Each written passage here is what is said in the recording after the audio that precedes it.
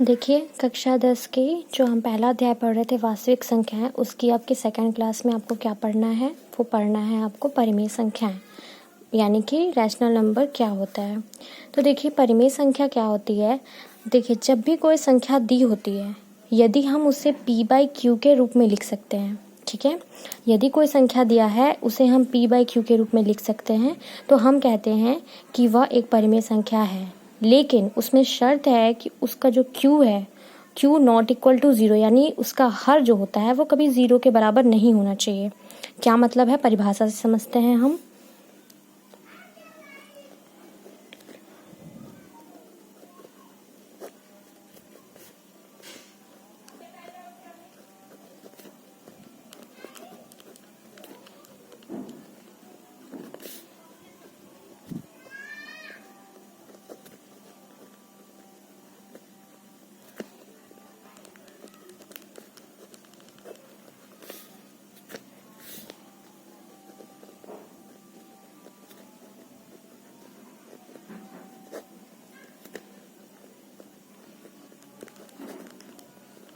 It means, इसका क्या मतलब हुआ, ऐसी संख्याएं जिन्हें हम p/q के रूप में लिख सकते हैं जहां q नॉट इक्वल टू 0 हो, परिमेय संख्या कहलाती हैं। इसका क्या मतलब, आपको ये डेफिनेशन याद नहीं करनी है कि p/q के रूप में ही लिख सकते हैं। क्या मतलब है, ये p/q क्या है, ये आपको समझना इम्पॉर्टेंट है। तो देखिए p/q का मतलब होता है कि हम कोई भी संख्या जो दिया है उसे हम भिन्न के रूप में लिख सकें, जहाँ पे p क्या है, क्या दर्शाता है, आपका अंश दर्शाता है, और हर क्या है आपका, यहाँ पे q क्या दर्शाता है, हर दर्शाता है, ठीक है। तो ऐसी संख्या जिसे हम उस क्या कर सकते हैं, p/q के रूप में लिख सकते हैं। p/q का मतलब क्या हुआ, अर्थात उसे हम अंश बाय हर के रूप में लिख सके, और जहाँ पे q नॉट इक्वल टू 0, यानी कि जहाँ पे q नॉट इक्वल टू 0 यानी हर कभी भी 0 के बराबर ना हो, तो उसे हम क्या कहते हैं, परिमेय संख्या कहते हैं। बात समझ में आ गई। एग्जाम्पल इसका देखिए, एग्जाम्पल में क्या होगा, एग्जाम्पल जैसे 1/2, 3/4, -2/3, -4/3, ये सारे क्या हैं आपके परिमेय संख्याओं के उदाहरण हैं। अब दूसरी बात ये समझ लीजिए कि सिर्फ धनात्मक संख्याएं ही परिमेय संख्या नहीं होती, ऋणात्मक संख्या भी परिमेय संख्या होती है। यानी हम कह सकते हैं कि सभी पूर्णांक क्या होती हैं, परिमेय संख्याएं होती हैं। अतः आप लिख सकते हैं इस बात को कि अतः सभी पूर्णांक परिमेय संख्याएं होती हैं।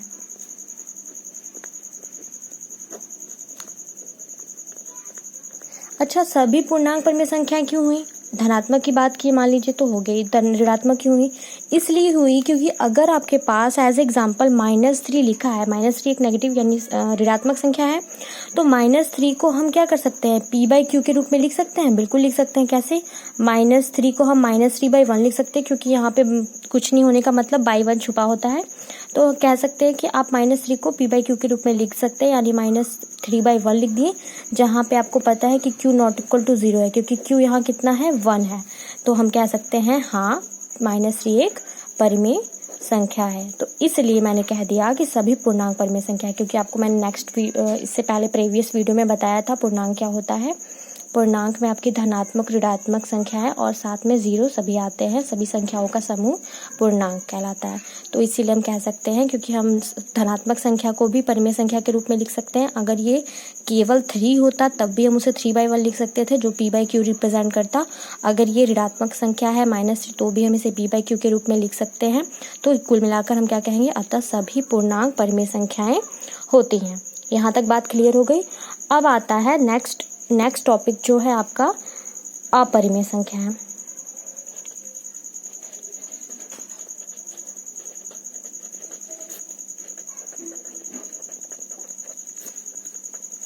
ये क्या होगा, इर्रेशनल नंबर।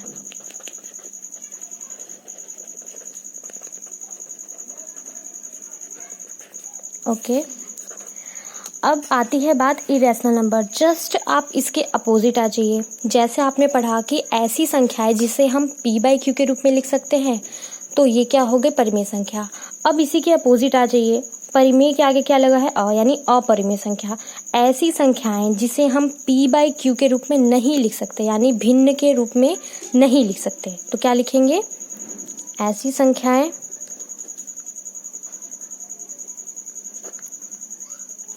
जिन्हें हम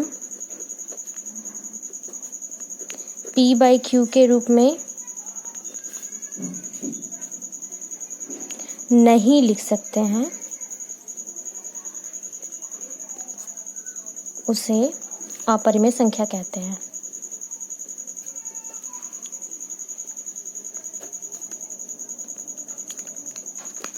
एग्जाम्पल समझ लीजिए आप। एग्जाम्पल में क्या मतलब हुआ, √2, √3, √6, पाई etc। जो भी ये जो भी इस तरीके की संख्याएं हैं, यानी कि अंडर रूट, यानी कि करनी के अंदर, ये आपको हिंदी में करनी भी कहते हैं इसे हम, और इंग्लिश में आप इसे अंडर रूट कहते हैं।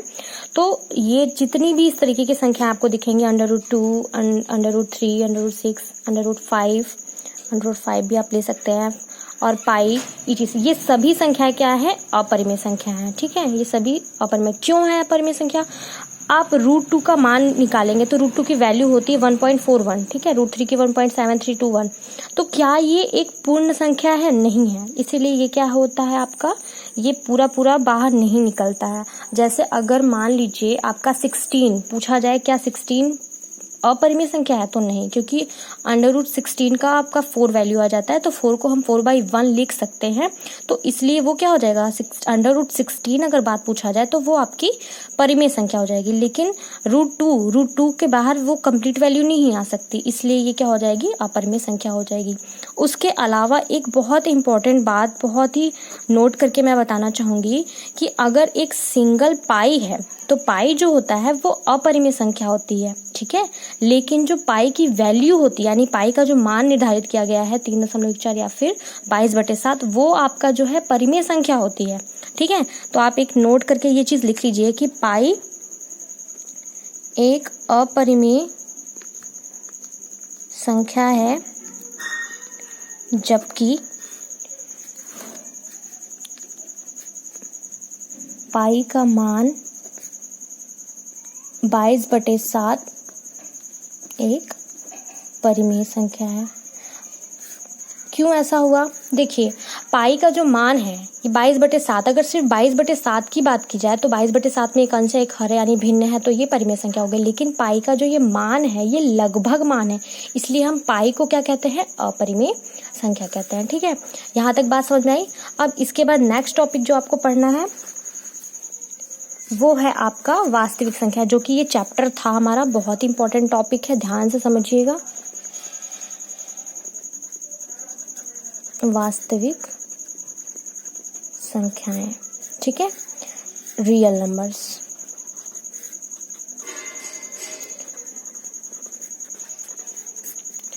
देखिए रियल नंबर्स क्या होता है, बहुत ही सिंपल सी बात है, जब आप परिमेय और अपरिमेय संख्या समझ जाते हैं, ठीक है, तो वास्तविक संख्याएं समझना बहुत आसान है, क्योंकि वास्तविक संख्या उसे कहते हैं जिसमें परिमेय और अपरिमेय संख्याएं दोनों सम्मिलित होती हैं। यानी कुल मिला के सीधी सी भाषा में आप क्या कहेंगे, परिमेय तथा अपरिमेय संख्याओं के समूह को हम वास्तविक संख्याएं कहते हैं। तो क्या लिखेंगे डेफिनेशन, परिमेय व अपरिमेय संख्याओं के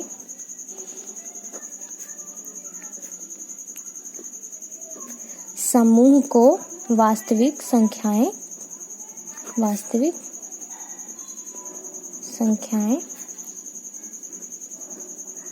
कहते हैं। बात समझ में आई, इसका क्या मतलब हुआ, ध्यान से समझिए। अगर एक वास्तविक संख्या है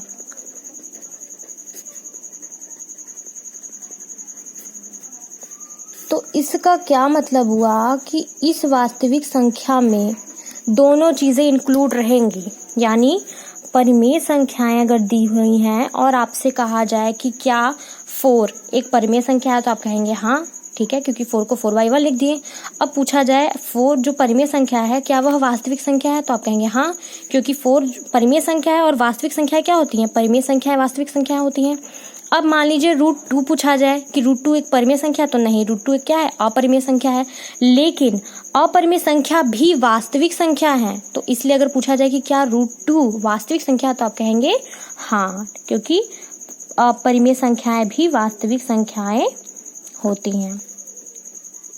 बात समझ में आ गई। तो ये कुछ इंपॉर्टेंट टॉपिक्स था जो मैंने आपको बता दिया। तो आज आपने क्या क्या पढ़ा, ध्यान से वापस एक बार रिवाइज मार लीजिए। वास्तविक संख्याओं के अंतर्गत सेकंड क्लास में परिमेय संख्याएं ऐसी संख्याएं जिन्हें p/q के रूप में लिख सकते हैं, यानी कि उसमें एक अंश होना चाहिए, एक हर होना चाहिए, ठीक है, और वो आपका नेगेटिव पॉजिटिव दोनों संख्या हो सकती है, इसलिए हमने बताया कि अतः परिमेय सभी पूर्णांक परिमेय संख्या होती हैं। नेक्स्ट टॉपिक पढ़ा आपने अपरिमेय संख्याएं, ऐसी संख्याएं जिन्हें हम p/q के रूप में नहीं लिख सकते हैं, उसे हम अपरिमेय संख्या कहते हैं। एग्जाम्पल भी मैंने आपको बता दिया, √2, √3 जिसकी वैल्यू कंप्लीटली नहीं आती, √5, पाई, ये सारे क्या हैं आपके अपरिमेय संख्याएं हैं, ठीक है। लेकिन एक चीज बताया कि पाई का जो मान होता है वो 22/7 है, ये एक भिन्न के रूप में लिखा हुआ है, इसलिए ये जो है ये परिमेय संख्या है, लेकिन ये पाई का लगभग मान है, इसलिए पाई अगर सिर्फ पूछा जाए तो वो एक अपरिमेय संख्या है। नेक्स्ट आपका है वास्तविक संख्या है, जिसमें मैंने बताया परिमेय और अपरिमेय संख्याओं का जो कलेक्शन होता है, जो समूह होता है, वो वास्तविक संख्याएं होती हैं, अतः वास्तविक संख्याओं के अंतर्गत दोनों ही आपके आते हैं, ठीक है। अब नेक्स्ट टॉपिक नेक्स्ट वीडियो में।